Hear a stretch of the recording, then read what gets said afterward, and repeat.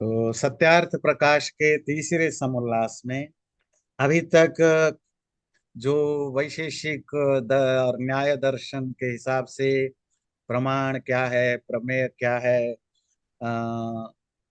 ये अनुमान आदि क्या है, ज्ञान क्या है, अज्ञान क्या है, इन सब पर डिस्कशन हुआ। स्वामी जी ने बाद में कंक्लूड करते हुए लिखा, इसी तरह कोई भी विद्या या ज्ञान या कोई ग्रंथ या बुक, उसको प्रॉपरली परीक्षा या एग्जामिन करके ही एक्सेप्ट करना चाहिए कि ये पढ़ना पढ़ाना चाहिए या पढ़ना पढ़ाना नहीं चाहिए। पढ़ाना तो अलग चीज है, पढ़ना भी, क्योंकि क्या है कि दुनिया में करोड़ों करोड़ों तरह के बुक्स हैं और ज्ञान है। आदमी की लाइफ लिमिटेड है, व्यक्ति की।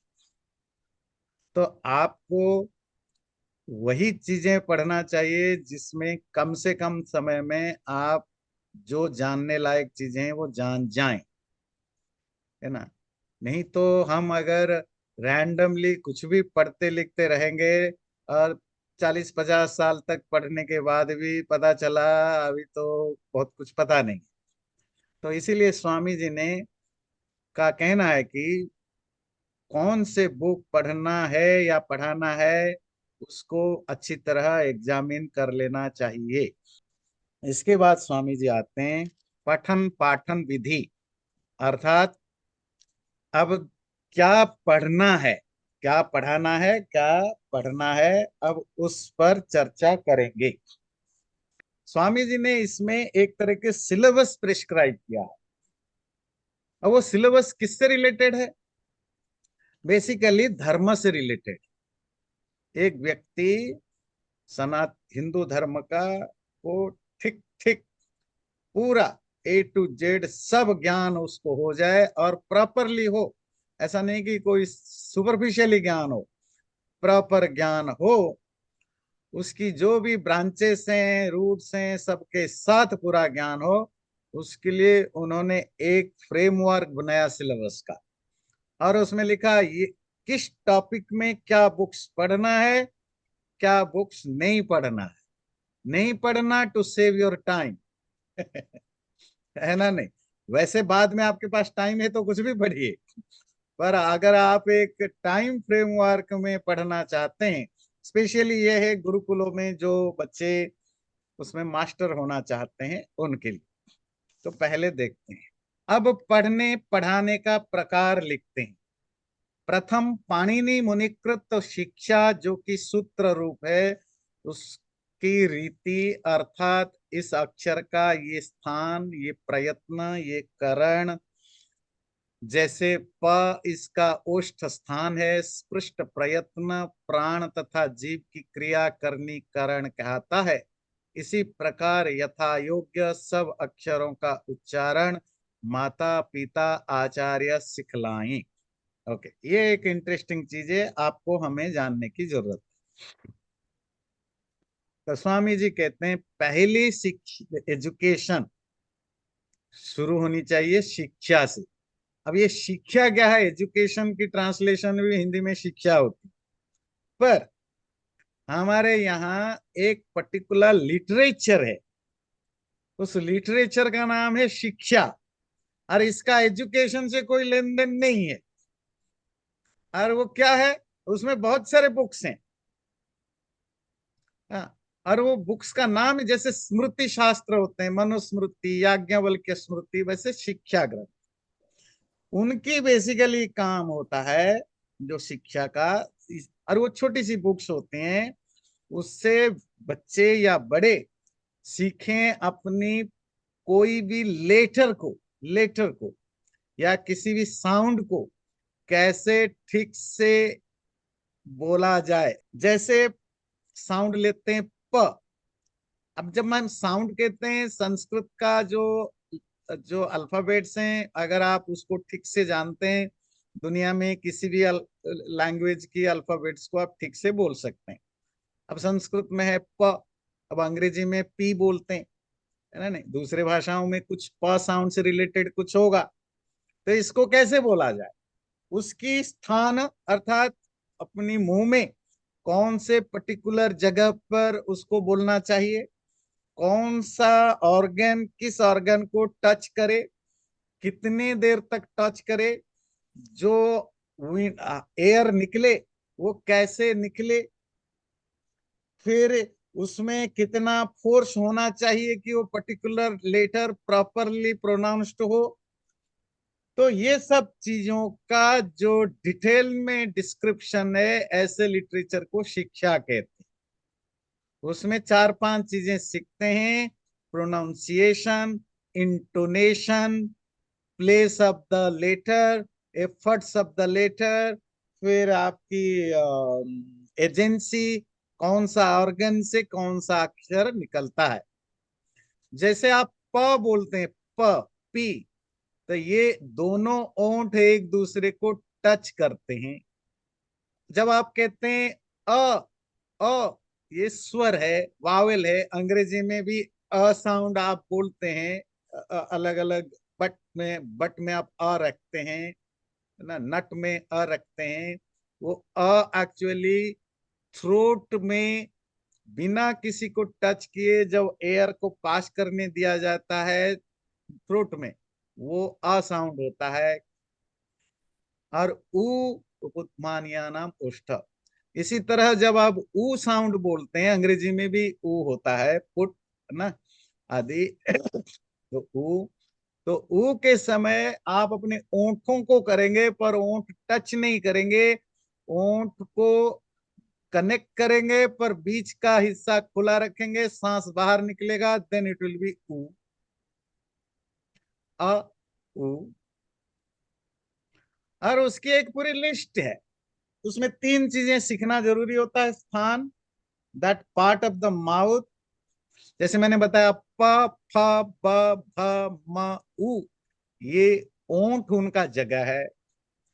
त, थ, द, ध, न, इनका जो प्लेस है वो टीथ है, दंत, दांत है ना।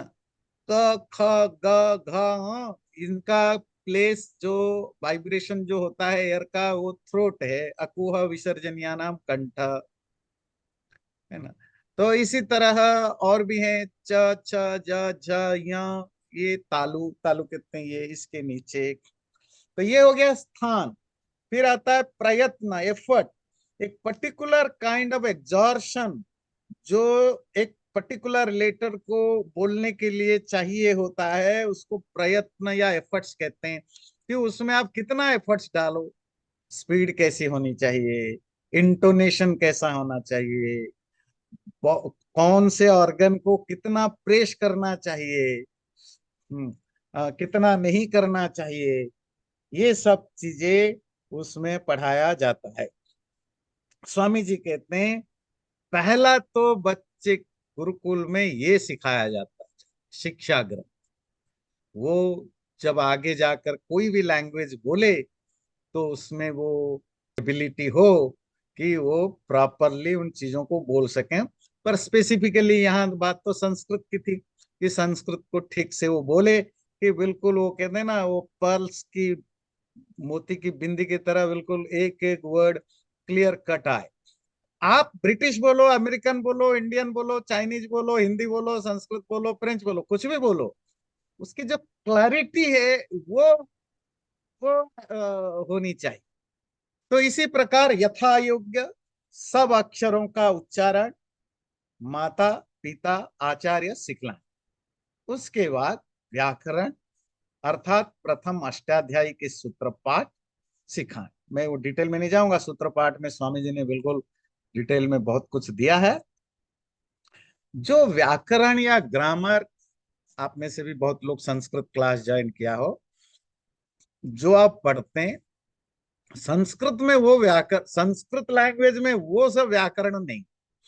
वो तो एक लैंग्वेज को समझने या स्ट्रक्चर सेंटेंस बनाने के लिए जो रिक्वायर्ड रूल्स हैं वो आपको पता होना चाहिए। बाकी सब लैंग्वेज में यही है, उसी को ग्रामर कहते हैं, इंग्लिश में, कोई हिंदी में, किसी में। पर संस्कृत में जो एक्चुअल व्याकरण है वो एक तरह के, आप कह सकते हैं इसे mixture of grammar, linguistic, philology, बहुत सारे लैंग्वेज से रिलेटेड एक एक तरह का हम कहते हैं साइंस ऑफ लैंग्वेज। और उसकी सबसे फेमस बुक है अष्टाध्यायी, महर्षि पाणिनि की, जो कि सूत्र फॉर्म में है। जैसे आप लोग वेदांत क्लास में आते थे, आप में से बहुत तो जानते हैं, तो उसमें एक छोटी सी सूत्र होती है, फिर उसको एक्सप्लेन करना होता है। और सूत्र अपने आप में क्लियर नहीं होता, उसको आगे पीछे रेफरेंस दे के समझना होता है। वेदांत में भी यही चीज है। फिर पाणिनि के बाद जो नेक्स्ट इंपॉर्टेंट पर्सन आए, उनका नाम है कात्यायन। पाणिनि के 200-300 साल के बाद आए। तो इन बिटवीन लैंग्वेज में जो चेंजेस आ गए थे, वर्ड मीनिंग चेंज हो गया था, नए वर्ड्स आ गए थे, उनको सिस्टम में डालने के लिए उन्होंने कुछ सप्लीमेंटरी सूत्र लिखे। पाणिनि के सूत्रों को पूरा करने के लिए कुछ सप्लीमेंटरी सूत्र लिखे, उसको कहते हैं वार्तिक। फिर उनके पाणिनि के 400 साल के बाद एक बहुत बड़े ग्रामरियन आए, उनका नाम है पतंजलि। पतंजलि संस्कृत लिटरेचर में बहुत फेमस है, योग दर्शन का भी पतंजलि मिलते हैं। फिर आयुर्वेद में भी पतंजलि का भी बहुत बड़ा ग्रंथ है, व्याकरण में भी है। तो ये सेम पतंजलि है, अलग अलग है, ये तो डिस्प्यूट का विषय है। पर अगर ठीक से अगर रिसर्च करें तो ये अलग अलग हैं। तो उनका नाम भी पतंजलि। तो पतंजलि ने जो थर्ड बुक लिखा 400, वो था महाभाष्य। उन्होंने पाणिनि के सूत्रों का एक एक सूत्र को लेके उसमें एक बहुत लंबी चौड़ी डिटेल्ड कमेंट्री लिखी। और वो कमेंट्री ऐसी बनी कि ये केवल जो ग्रामर पढ़ते हैं उनके लिए नहीं, जिनको फिलोसफी पढ़ना है उनको भी महाभाष्य पढ़ाया जाता है, फिलोसफी वालों को भी। जिनको लिंग्विस्टिक पढ़ना है उनको भी महाभाष्य पढ़ना चाहिए, जिनको लिटरेचर पढ़ना चाहिए उनको भी महाभाष्य पढ़ना चाहिए, जिनको वेद पढ़ना चाहिए उनको भी। मतलब उन्होंने इतना उसको डिटेल्ड में और इतनी रिच कंटेंट से भर के बनाया, तो it's become one of the, है ना, यूनिक पीस बन गया महाभाष्य। बहुत बड़ा ग्रंथ है। आपको अगर संस्कृत में व्याकरण पढ़ना है तो पाणिनि के अष्टाध्यायी, कात्यायन के वार्तिक और पतंजलि के महाभाष्य, ये पूरा ए टू जेड शुरू से अंत तक आपने पढ़ लिया तो आप संस्कृत लैंग्वेज के बहुत बड़े ज्ञानी विद्वान बन जाएंगे। अरे जी, अगर डेट वाइज बोला जाए तो पाणिनि जो थे कि किस मीन्स टाइम के ड्यूरेशन आए थे? जो मॉडर्न यूरोपियन हिस्टोरियन जो टाइम पीरियड देते हैं पाणिनि की, वो देते हैं 600 BC। पर जैसे ही वाल्मीकि रामायण वगैरह लिखे गए तो वो उससे भी पहले लिखे गए। वो पाणिनि से पहले के। हाँ जी, तो उसमें व्याकरण की क्या स्थिति है? मीन्स उसमें हाँ, व्याकरण। अच्छा क्वेश्चन आपने पूछा। ऐसा नहीं है कि Panini is the first grammarian of Sanskrit literature, ऐसा नहीं। Panini most famous and popular grammarian. I see. Panini से पहले भी हंड्रेड्स ऑफ ग्रामरियंस थे। और हमें ये कहां से, उसके कोई बुक्स अभी नहीं मिलते हैं। वो कैसे पता लगता है? पाणिनि खुद अपने अष्टाध्यायी में कम से कम कितने सारे जो पुराने ग्रामरियन है उनको वो रेफर करते हैं। और आगे की लिटरेचर में भी, ग्रामर रिलेटेड लिटरेचर में भी प्री पाणिनि पीरियड के सैकड़ों ग्रामरियन का रेफरेंसेस हमें मिलता है। उनका बुक्स वगैरह इतना नहीं मिलता। ग्रामर तो था नहीं तो फिर लैंग्वेज पॉलिश कैसे हुआ, इतने लिटरेचर कैसे डेवलप हुए? अब रैंडमली तो, अब वाल्मीकि रामायण कहेंगे कि प्री व्याकरण पीरियड है, तो फिर इतनी स्ट्रक्चर्ड कैसे हुई? तो राइट। स्ट्रक्चर होने के लिए तो ग्रामर की जरूरत है कि भाई अहम का मतलब में होता है, ये प्रथम एक वचन होता है। तो इतनी बेसिक चीजें नहीं होगा तो कोई कैसे लैंग्वेज बोलेगा लिखेगा? तो वो तो स्ट्रक्चर्ड बनी हुई थी। पर पाणिनि उस ग्रामर के फील्ड में सबसे ज्यादा सबसे Yes. ज्यादा पॉपुलर बने। जैसे आप साइंस वगैरह में देखते हैं, हजारों हजारों साइंटिस्ट थे और हैं और आएंगे, पर जो आइंस्टीन है वो बन जाते हैं एक माइलस्टोन, है ना? नहीं, मेरे ख्याल से आइंस्टीन फिजिक्स के थे, फिजिक्स ना किसी भी फील्ड में, फिजिक्स के। फिजिक्स। तो चलो, फिजिक्स में आइंस्टाइन बन गए एक milestone, pre Einstein and post Einstein. पर देखिए, मेरे जैसे व्यक्ति जिसको साइंस की कखा कखा पता नहीं, पर मैं आइंस्टीन जानता हूँ और किसी को तो नहीं जानता, ना उनके पहले के ना बाद के। पर क्या आइंस्टीन से पहले फिजिक्स पर रिसर्च नहीं हुआ था? बहुत काम हुआ था, बाद में भी हुआ था, पर वो इतना फेमस हुए तो वो एक एक माइलस्टोन बने। तो हर फील्ड में ऐसे ही होता है ना। तो इसी तरह संस्कृत व्याकरण के फील्ड में पाणिनि की जो टैलेंट, जिस तरह उन्होंने बुक लिखा, जिस जिस तरह वो किया, वो ही बिकम्स द माइलस्टोन। अब प्री पाणिनि, पोस्ट पाणिनि, ये चल। और पाणिनि के हजारों सालों तक के बाद भी अलग अलग व्याकरण लोग पढ़ते थे। पाणिनि व्याकरण वाज वन ऑफ देम। कोई कोई दूसरा व्याकरण पढ़ता था, कोई दूसरा व्याकरण पढ़ता था, है ना? नहीं, पाणिनि के बाद भी ये ट्रेडिशन था, पर पाणिनि बिकम ज्यादा ओवरवेलमिंग होते गए, उनकी पॉपुलैरिटी बढ़ती गई विद्वानों में, स्कॉलर्स में, वो ज्यादा अपीलिंग होने लगी, ज्यादा साइंटिफिक लगने लगी, तो पाणिनि इतने फेमस हो गए। सर्टन पीरियड के बाद तो बाकी जो पाणिनि के अलावा कोई ग्रामरियन का बुक कोई पढ़ने वाला ही नहीं रहा। तो वो धीरे धीरे जो बच्चे कुछ थे वो भी खत्म हो गए। तो उन इज इट ट्रू कि पाणिनि ने जब व्याकरण के रूल्स सेट किए तो उससे पहले जो संस्कृत लैंग्वेज वाज भाषा, इट्स कॉल्ड भाषा, या?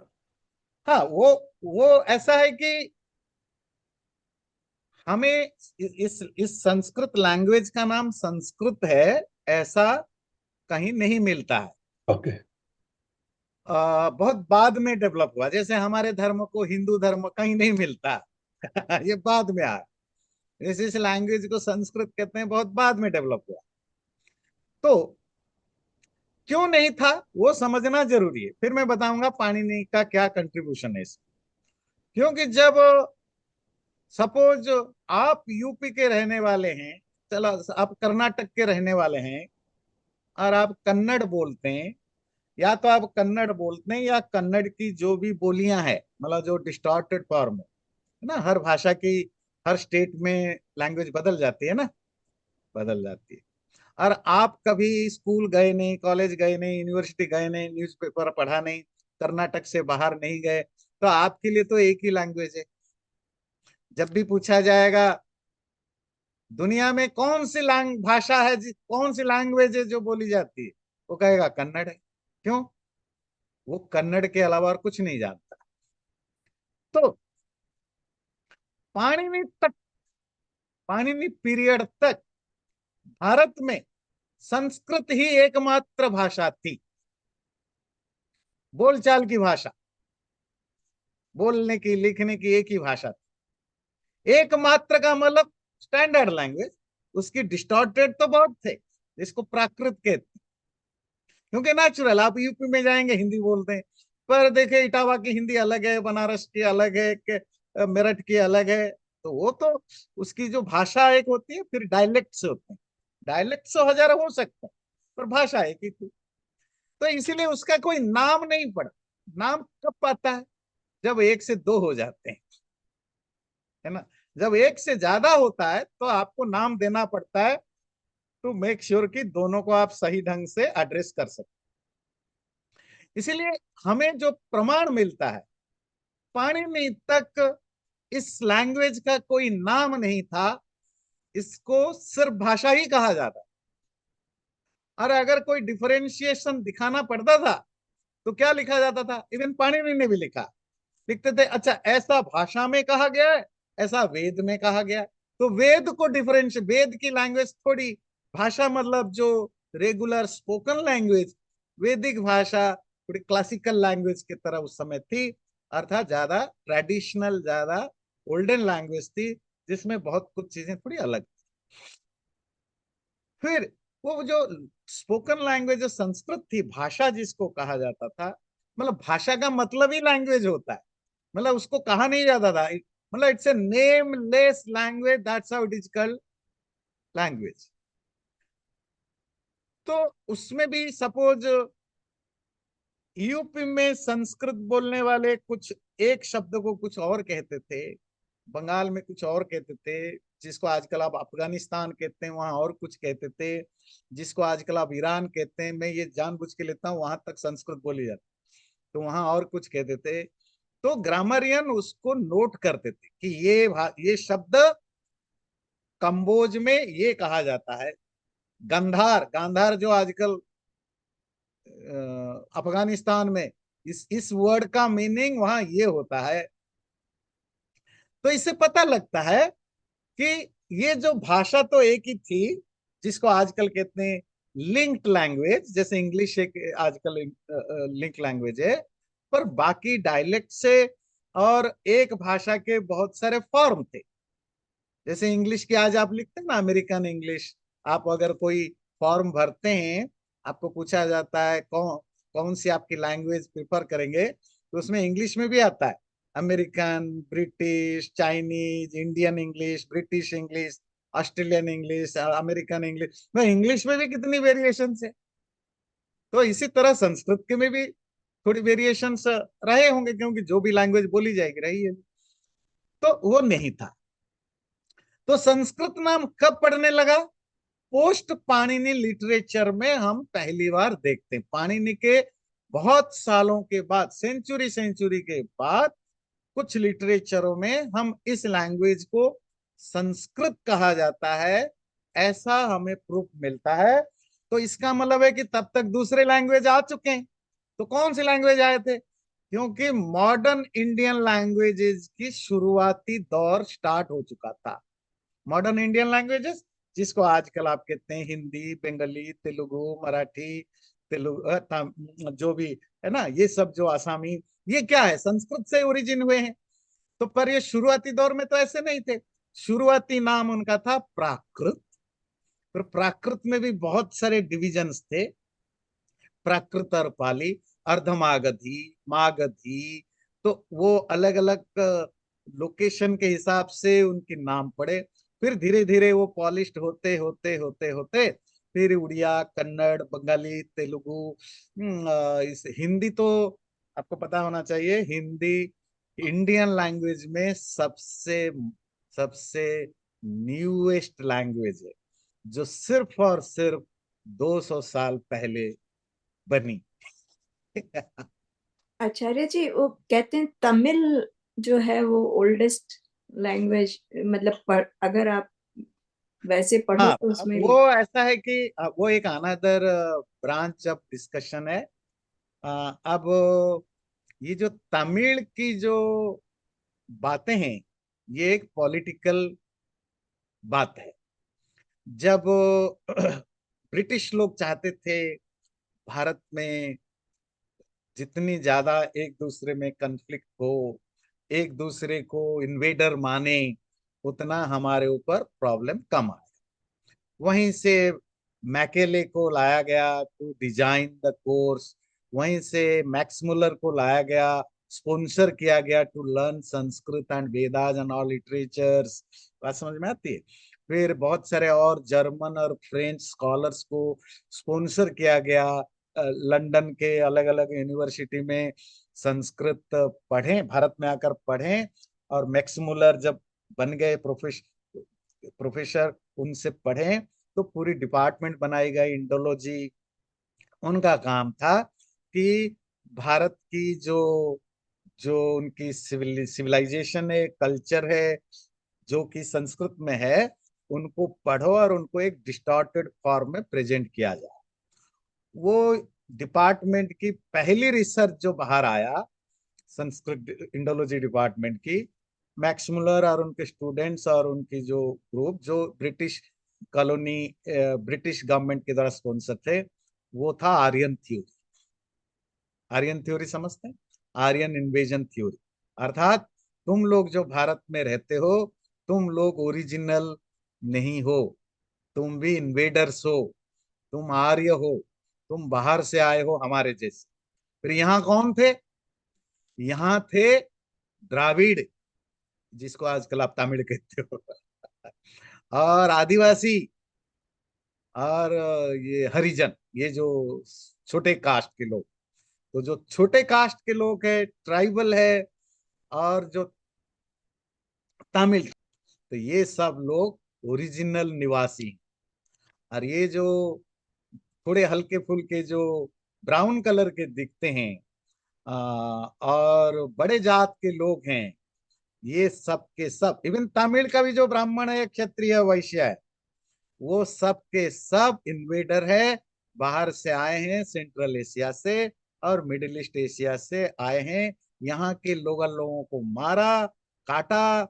जैसे ये अमेरिका में आप पढ़ते हैं ना, वो नेटिव इंडियंस को उन्होंने जहर देकर मारा, जो किया, इनको साफ किया और खुद राज करने लगे। जो बचे कुचे थे उनको अपना गुलाम बनाया, जिसको आजकल आप दलित कहते हो, तमिल कहते हो। तो ठीक है जी। तो उन्होंने अपने साथ संस्कृत लैंग्वेज लेकर आए। वेद यहीं आकर के इन्वेडर्स ने यहीं लिखा, लैंग्वेज उनके साथ आई। और जो लैंग्वेज वो लेकर आए थे वो संस्कृत नहीं थी आर्यन थ्योरी में, वो थी इंडो यूरोपियन लैंग्वेज। उसका नाम एक उन्होंने आर्टिफिशियल नाम दिया, एक इमेजिनरी लैंग्वेज को क्लेम किया कि संस्कृत से पहले एक लैंग्वेज थी, उसका नाम है इंडो यूरोपियन लैंग्वेज। उसका एक ब्रांच जो इंडो इंडिया इंडियन सब कॉन्टिनेंट में आया, दैट इज कॉल्ड संस्कृत। एक ब्रांच यूरोप गया, जो यूरोपियन ग्रीक लैटिन के रूप में डेवलप हुआ। इसीलिए इंडियन लैंग्वेज संस्कृत और यूरोपियन लैंग्वेज में काफी कनेक्शन मिल गया था। वो उसी को, वो ये नहीं मान सकते कि संस्कृत से यूरोपियन लैंग्वेज ओरिजिन हुई। आप समझ सकते हो, मतलब महाराज को ये मानना पड़े, नौकरों की, वो नौकरों की बीवी से पैदा हुआ है। बोलो हाँ, डेरोगेटरी है ना, ये समझ सकते हो? तो मान नहीं सकते। तो वो संस्कृत भाषा लेकर आए, और पर वो संस्कृत इतनी पुरानी नहीं जितने बताई जाती है। भारत में भी उससे ज्यादा पुरानी लैंग्वेज थी तमिल। तो ये थ्योरी एस्टैब्लिश की गई। आज भी तमिलनाडु में देर आंटी नॉर्थ इंडियन, देर आंटी ब्राह्मण, इवन तमिल ब्राह्मण है ना, वो एक है। और ये तो ब्रिटिश गवर्नमेंट ने ये एस्टैब्लिश किया, ठीक है। फिर वहां एक मूवमेंट चलाया गया, पेरियर करके। आपने टॉपिक चेंज कर ली तो मैं, मुझे वो 10-5-7 मिनट वो समझानी पड़ेगी। तो एक पेरियर करके एक वहां सो कॉल्ड सोशल रिफॉर्मर आए।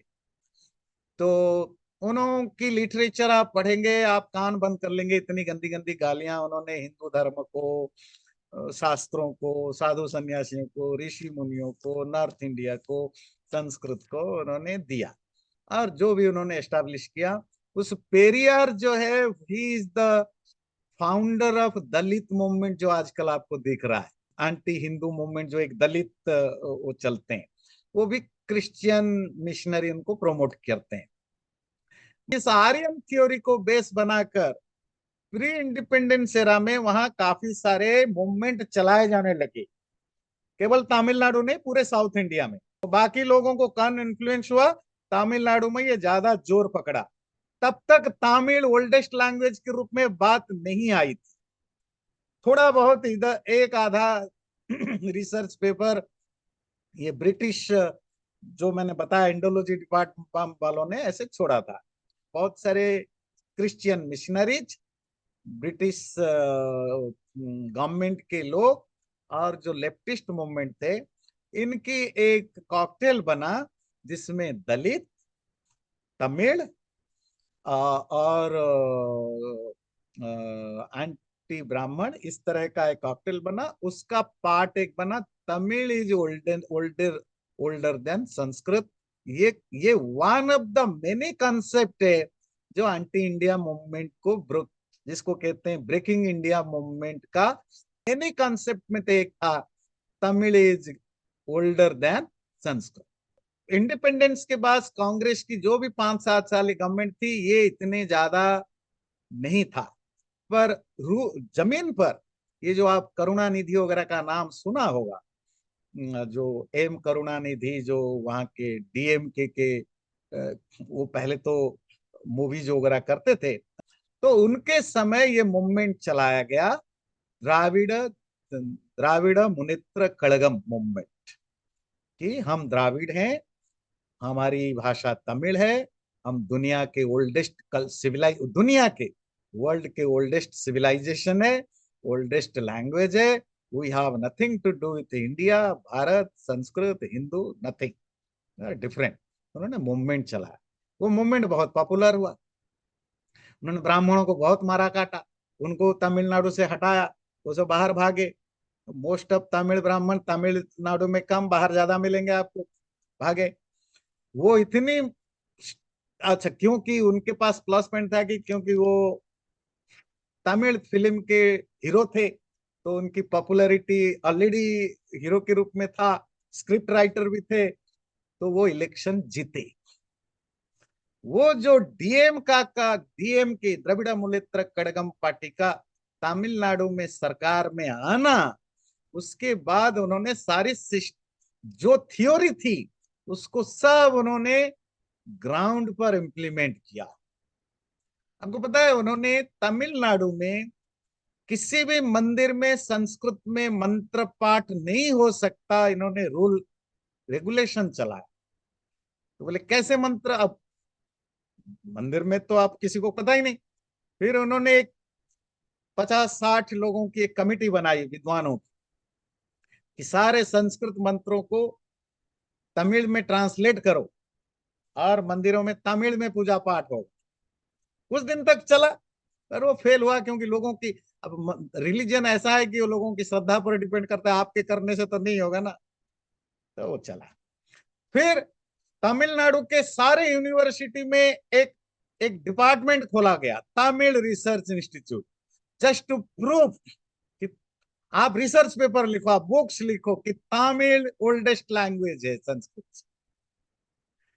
फिर और जो यूरोप और अमेरिका के बहुत सारे यूनिवर्सिटीज में भी ये इस तरह के डिपार्टमेंट चेयर्स खोलने लगे, डिपार्टमेंट नहीं, चेयर्स। कुछ तो यूरोपियन अमेरिकन लोग स्पॉन्सर करने लगे, आपको पता है आजकल धीरे धीरे आने लगा, यूएस एड के बारे में आप सुन रहे हैं, तो वो आज से नहीं कब से है। क्या कुछ तमिलनाडु के डीएम के गवर्नमेंट ने करोड़ों करोड़ों रुपए देके चेयर स्थापित किया।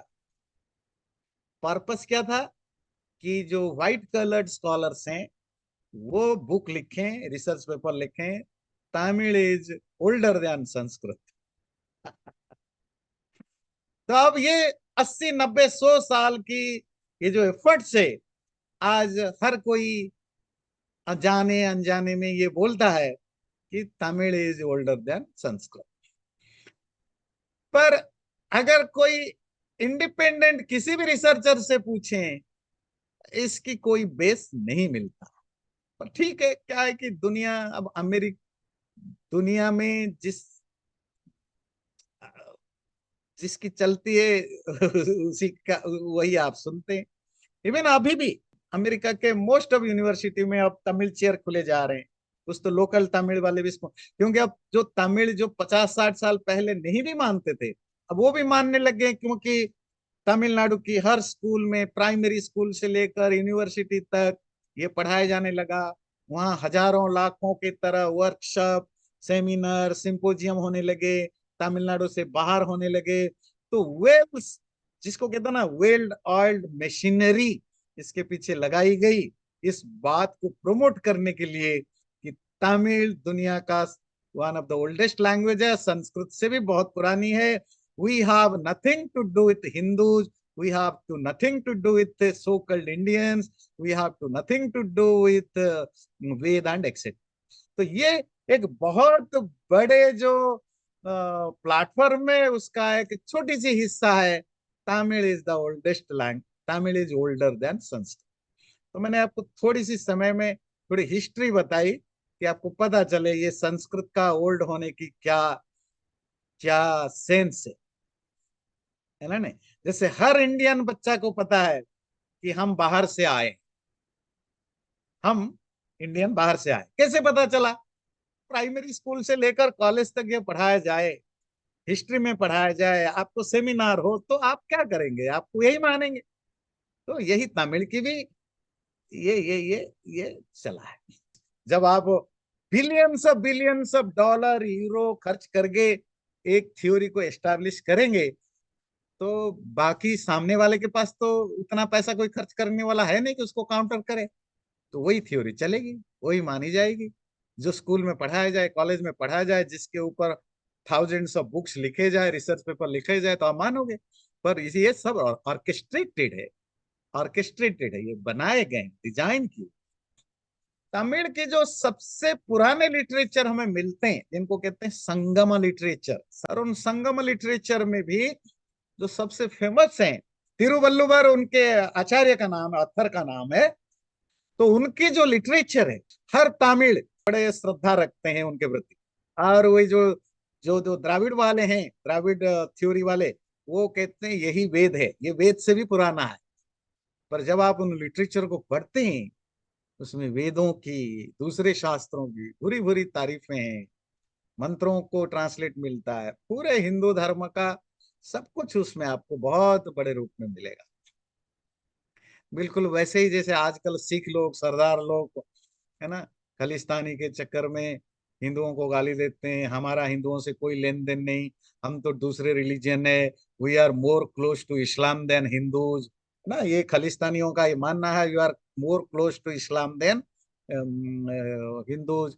पर जब आप गुरु ग्रंथ साहब पढ़ते हैं, उसमें 80% से ज्यादा क्या है?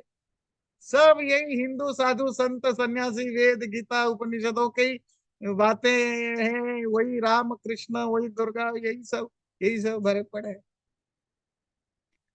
पर स्टिल क्या होता है, परसेप्शन बनाना, तो नैरेटिव बनाना तो पैसे का खेल है। कोई पढ़ने कौन जाता है? कौन कौन गुरु ग्रंथ पढ़ने जाता है? गुरु ग्रंथ से पढ़ेंगे तो पता चलेगा। और जो पढ़ा है वो कभी नहीं कहेगा यार मोर क्लोज टू इस्लाम, वो कहेगा we are part of the bigger umbrella of Hinduism, you may not part of Hinduism. आज भी सिख लोग को जो जो अभी भी भाव रखते हैं, हिंदुओं के घर में शादी ब्याह होता है, हिंदुओं का इनका बहू बेटी की, बेटी बेटा का रिलेशनशिप होता है। आज भी बहुत सारे हिंदू, इतने सारे प्रॉब्लम होने के बाद भी हिंदुओं का बड़ा बेटा सरदार बनता है।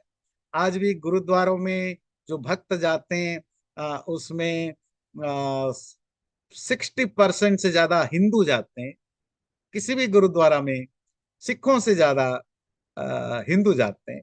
सारा सिंधी जो सिंधी कम्युनिटी है, सब गुरुद्वारा जाते हैं। हर पंजाबी, मोस्ट ऑफ पंजाबी हिंदू गुरुद्वारा जाते हैं। पर तब भी वो कहते हैं हमारा हिंदुओं से कोई लेन देन नहीं। तो ये एक नैरेटिव होता है ना, जब आप कुछ चीज को ब्रेक करना चाहते हैं। तो इसी तरह तमिल की भी एक है। और तमिल की जो ओल्डेस्ट लिटरेचरों में ही वेद और उपनिषद आदि की भरमार शास्त्र बातें। तो क्या कर सकते हैं। चलिए, चलो हम थोड़ा इसको कंक्लूड करते हैं। तो स्वामी जी ने कहा पहले शिक्षा पढ़ाएं, फिर व्याकरण पढ़ाएं। उसके बाद स्वामी जी कहते हैं पाणिनि के व्याकरण पढ़ाने के बाद धातु पाठ, गुणादिगण, ये सब पार्ट ऑफ व्याकरण लिटरेचर है। शंका समाधान, वार्तिक, कारिका, परिभाषा की घटना पूर्वक अष्टाध्यायी की द्वितीयानुवृत्ति पढ़ाए। फिर महाभाष्य, जो महाभाष्य मैंने कहा पतंजलि का पढ़ाए। जो बुद्धिमान, पुरुषार्थी, निष्कपटी, विद्या बुद्धि के चाहने वाले नित्य प्रति पढ़ाएं। 1.5 वर्ष में अष्टाध्यायी, 1.5 वर्ष में महाभाष्य पढ़ के 3 वर्ष में पूर्ण व्याकरण हो जाए। तो स्वामी जी का कहना है 1.5 वर्ष में आप पूरी अष्टाध्यायी पढ़ो और 1.5 वर्ष में पूरी महाभाष्य फिनिश करो। 1.5 वर्ष मतलब पूरा, मतलब पूरे, मतलब जो भी दिन में 8 घंटे 10 घंटे जो भी है पूरा पढ़ना होता था गुरुकुल में। तो 3 साल में आप पूरा अष्टाध्यायी महाभाष्य पढ़ोगे तो आप बहुत बड़े ग्रामरियन बन जाओगे, ग्रामर का एक्सपर्ट बन जाओगे। वैदिक और लौकिक शब्दों का व्याकरण का ज्ञान आपको हो जाएगा। अन्य शास्त्रों को शीघ्र सहज में पढ़ा जा सकता। तो ये सच बात है कि जैसा बड़ा परिश्रम व्याकरण में होता है वैसा श्रम अन्य शास्त्रों में करना नहीं पड़ता। संस्कृत में सबसे जो मुश्किल लिटरेचर शास्त्र है वो है व्याकरण। जो आप लोग पढ़ते हैं वो तो प्राइमरी लेवल की है ना, लेवल की है। और उसके अगर आपकी व्याकरण ठीक ठीक हो गई, बाकी सारे लिटरेचर आपके लिए बिल्कुल इजी होता जाए, है ना। वो फिर ज्यादा मुश्किल आपको नहीं होगा। और जिसने व्याकरण को ठीक से नहीं पढ़ा वो बाकी हर लिटरेचर के लिए उसको बहुत मेहनत करनी पड़ेगी। इससे अच्छा है कि 3 साल रगड़ के मेहनत करो, बाकी चीजें आपको अपने आप आसान हो जाए। और जितना बोध उनके पढ़ने से 3 वर्ष में होता है, उनका बोध कुग्रंथ, सारस्वत, चंद्रिका, कौमुदी, मनोरमादि पढ़ने से 50 वर्षों में भी नहीं। अच्छा, ये जो पैटर्न हम पढ़ेंगे आज से, अभी 1-2 क्लास तक पढ़ेंगे, तो स्वामी जी का कहना है वो किस सब्जेक्ट में क्या पढ़ना चाहिए और क्या नहीं पढ़ना चाहिए वो बताते।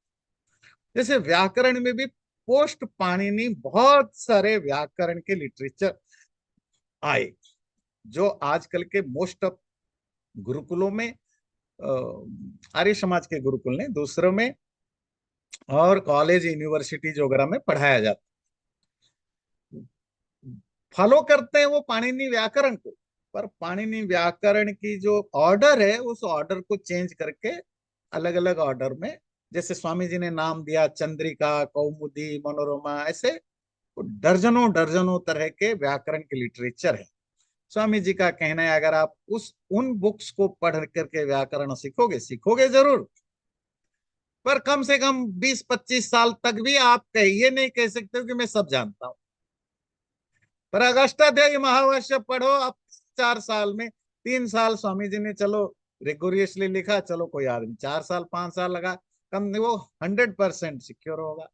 तो इसी तरह दर्शन पढ़ना है, स्वामी जी लिखेंगे ये बुक, वेदांत पढ़ना है तो क्या पढ़ना क्या नहीं पढ़ना, आपको धर्मशास्त्र पढ़ना है तो क्या पढ़ना क्या नहीं पढ़ना। नहीं पढ़ने के लिए वो 2 लॉजिक देते हैं। जो बहुत ज्यादा मेहनत लगे पढ़ने में, ज्यादा बुक्स पढ़ना पड़े, ज्यादा एफर्ट्स करना पड़े, और जिसके अंदर बहुत ज्यादा मिलावटी मिलावटी मतलब बहुत ज्यादा इंटरपोलेशन किया गया है, ऐसे शास्त्रों को छोड़िए, उन शास्त्रों को पढ़िए किसी भी सब्जेक्ट में जो ऋषियों के द्वारा लिखा गया है, रिटन बाय ऋषिज, जो कंडेंस्ड है, फाइनल है, ऑथोरिटी है।